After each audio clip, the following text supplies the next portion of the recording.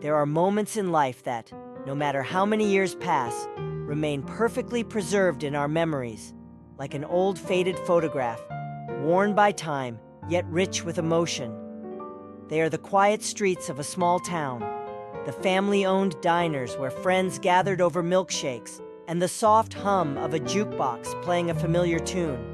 They are summer evenings filled with the laughter of children chasing fireflies, and the warm glow of neon signs illuminating Main Street as the sun sets.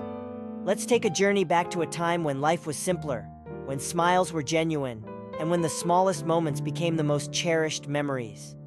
This is the story of the magic of 1950s America, a time of innocence, of community, and of dreams that felt within reach. The warm glow of the setting sun bathed Main Street in golden light, casting long shadows across the cobblestone sidewalks. The scent of fresh-baked bread drifted from Miller's bakery, mingling with the faint aroma of motor oil from the gas station, where old Mr. Thompson still pumped gas by hand.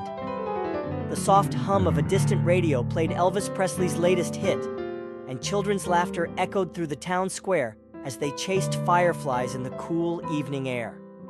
It was the summer of 1956 in Maplewood, a small town nestled between rolling hills and endless fields of corn. Life here was simple, predictable, and filled with a kind of warmth that made people feel like they truly belonged. At Sam's Diner, teenagers in Letterman jackets crowded into red vinyl booths, sharing milkshakes and dreams of the future. The jukebox played "Love Me Tender" as a young couple held hands, whispering about their plans to run away to the big city someday. Outside, the town's old clock tower chimed 7 times, a reminder that curfew was near, but no one was in a hurry to go home just yet. Mrs. Whitmore, the town librarian, walked by with a stack of books, nodding kindly to Mr. Harris, who stood outside his barbershop, sharing the latest news with anyone who would listen. Down the street, a group of little boys crowded around Jimmy Parker's brand new Schwinn bicycle, admiring the chrome fenders and the way the bell rang so crisply. Saturdays meant trips to the drive-in theater, where families gathered in their station wagons, children curled up in the back seat, eyes wide with wonder as they watched black and white films flicker across the screen. The scent of buttered popcorn mixed with the summer breeze, and for a few hours, the world felt magical, like a dream that no one wanted to wake up from.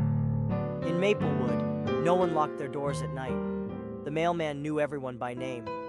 Neighbors looked out for each other, and kindness was given freely, like a handshake or a warm slice of pie at the local diner. Now, looking back, those days feel like a distant melody, a song from a time when life was slower, simpler, and full of quiet joys. The world has changed, but the magic of small-town America in the 1950s lives on, in memories, in stories, and in the hearts of those who were lucky enough to call it home.